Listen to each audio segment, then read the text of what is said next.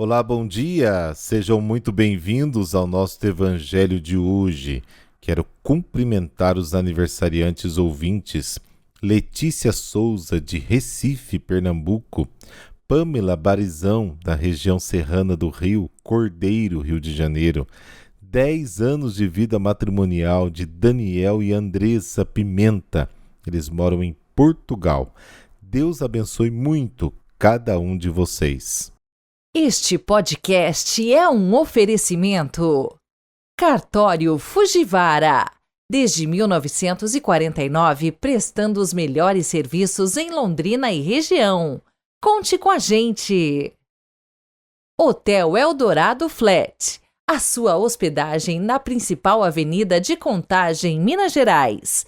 Passando por aqui, fique com a gente! Os contatos dos nossos apoiadores estão na descrição deste podcast. Na Enciclopédia Bíblica de hoje, vamos falar um pouco dos ofícios e profissões no Antigo Israel.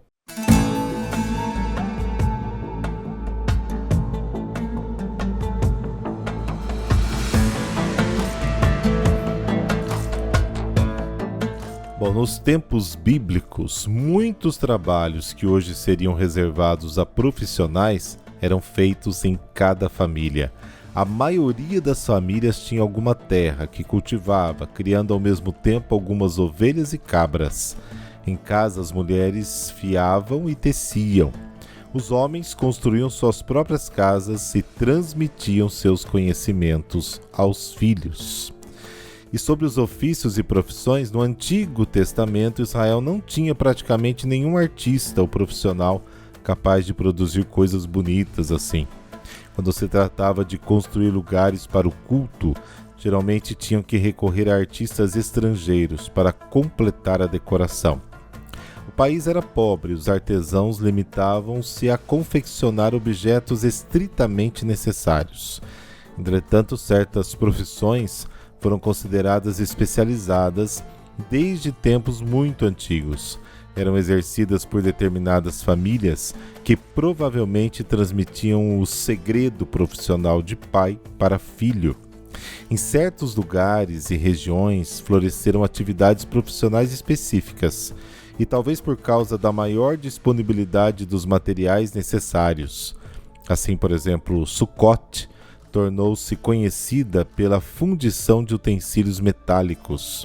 Debir, pela tecelagem e tingimento.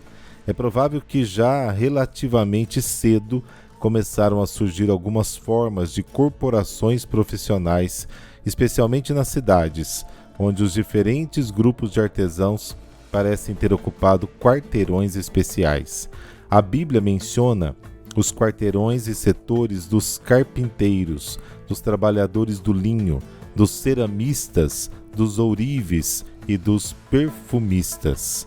No tempo do Novo Testamento, as corporações profissionais eram bastante difundidas no Império Romano, mas tinham que ter licença do imperador, com a finalidade de evitar que se tratasse simplesmente de organizações que encobrissem atividades políticas indesejáveis. Naquela época, as profissões eram tidas em alta consideração pelos judeus. Os artesãos estavam isentos da regra segundo a qual todos tinham que ficar de pé quando se aproximava um doutor. A maior parte dos fariseus provavelmente exercia alguma profissão.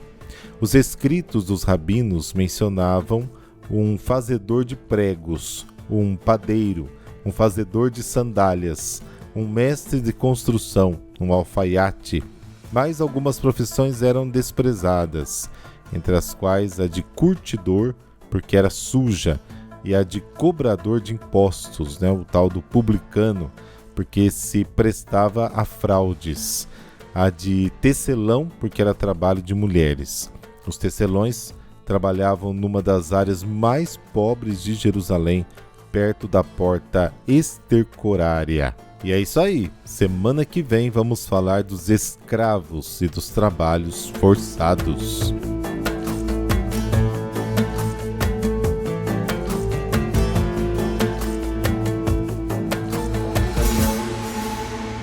Evangelho de hoje, continuamos nossas reflexões sobre o Sermão da Montanha. Há 2 dias e ontem refletimos sobre a prática das 3 obras da piedade, a esmola, a oração e o jejum. O Evangelho de hoje e de amanhã apresenta 4 recomendações sobre a relação com os bens materiais.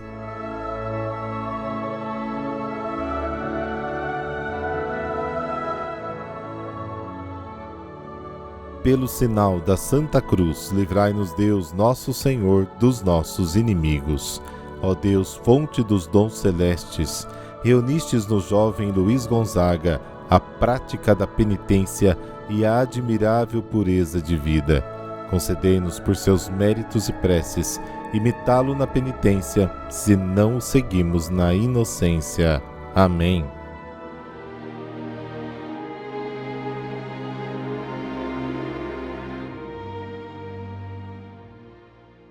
Mateus capítulo 6, versículos de 19 a 23. O Senhor esteja convosco. Ele está no meio de nós. Proclamação do Evangelho de Jesus Cristo segundo Mateus. Glória a vós, Senhor. Naquele tempo disse Jesus aos seus discípulos: Não junteis tesouros aqui na terra, onde a traça e a ferrugem destroem e os ladrões assaltam e roubam. Ao contrário, juntai para vós tesouros no céu, onde nem a traça e a ferrugem destroem, nem os ladrões assaltam e roubam. Porque onde está o teu tesouro, aí estará também o teu coração. O olho é a lâmpada do corpo. Se o teu olho é sadio, todo o teu corpo ficará iluminado. Se o teu olho está doente, todo o teu corpo ficará na escuridão. Ora, se a luz que existe em ti é escuridão, como será grande a escuridão. Palavra da salvação, glória a vós, Senhor.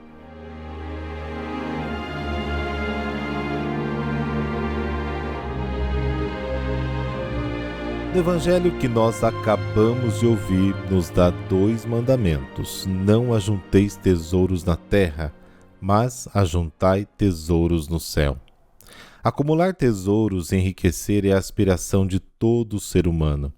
Na riqueza tenta demonstrar o seu poder, a sua superioridade, a sua vanglória, o seu orgulho, mas, sobretudo nela, procura segurança contra todos os perigos, incluindo a morte, e a possibilidade de ter todas as satisfações que o bem-estar econômico pode proporcionar.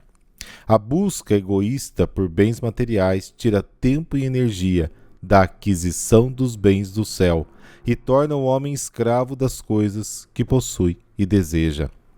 Todos devem ter alguém a quem dedicar sua atenção e força. O problema é a escolha desse tesouro ao qual vincular o seu coração. O homem se torna aquilo que ama. Se ele ama as coisas, ele se torna semelhante às coisas. Se ele ama a Deus sobre todas as coisas, ele se torna, sim, semelhante a Deus. O uso das coisas é bom, é importante, até se tornar um obstáculo para seguir o Cristo e amar os irmãos. O cristão não pode ser escravo de nada e nem de ninguém, porque Cristo nos libertou para que permanecêssemos livres. Gálatas capítulo 5. O cristão se desapega do ter para obter o ser como o Pai. A palavra do Evangelho da lâmpada do corpo nos apresenta a necessidade de clareza na orientação da vida. A verdadeira luz é Jesus. O olho que deixa entrar esta luz mergulha toda a pessoa na luz. O olho que não deixa entrar esta luz mergulha toda a pessoa na escuridão. O olho é apresentado como símbolo do coração, da mente, do pensamento. O coração do homem deve estar orientado para Deus e viver em busca dos tesouros do céu. Então todo o homem estará na luz. Se, porém, ele se perde na busca de bens materiais, fica cego e toda a sua pessoa fica imersa nas trevas. Na Bíblia, o olho expressa a orientação espiritual da pessoa. O bom olho mostra a relação correta com Deus, da qual o homem é totalmente iluminado. Salmo 4, 36. O mal olhado expressa a oposição do espírito humano a Deus. No Evangelho de Mateus, o mal olhado é símbolo de inveja, ganância, egoísmo. O olhar que não acolhe a luz da revelação de Jesus escurece. A escuridão total e definitiva é a perdição eterna.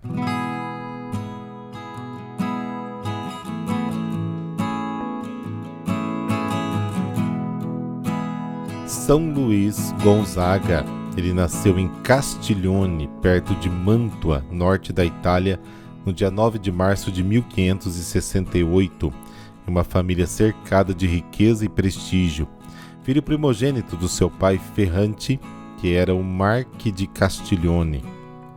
Luís seria o herdeiro do título de marquês, porém, já desde criança, se dedicava a uma vida de oração e penitência. Em 1581, acompanhado dos seus pais, viajou para a Espanha para ingressar na corte de Felipe II em Madrid. Porém, Luís decidiu que queria ingressar na ordem religiosa Companhia de Jesus. Seu pai era contrário à decisão, mas em 1584 ele voltou para a Itália e, com muita dificuldade, conseguiu obter o consentimento do pai. Luís renunciou à herança em favor do seu irmão no dia 2 de novembro de 1585. Entrou na Companhia de Jesus em Roma no dia 25 de novembro de 1585. Durante seus primeiros anos de estudos em Roma, saía para as ruas da cidade para cuidar dos doentes, e principalmente das vítimas da peste. Assim, ele próprio contraiu a doença como resultado de carregar os doentes nas costas. Morreu no dia 21 de junho de 1591, aos 23 anos, 6 anos antes de ser ordenado. Foi canonizado pelo Papa Bento XIII em 1726, sendo proclamado patrono da juventude. Depois foi nomeado protetor dos estudantes pelo Papa Pio XI em 1926. As suas relíquias estão na igreja de Santo Inácio, em Roma. Bom, antes de morrer, escreveu carinhosamente para sua mãe: Senhora, minha mãe, aceiteis a minha morte como um dom precioso da graça.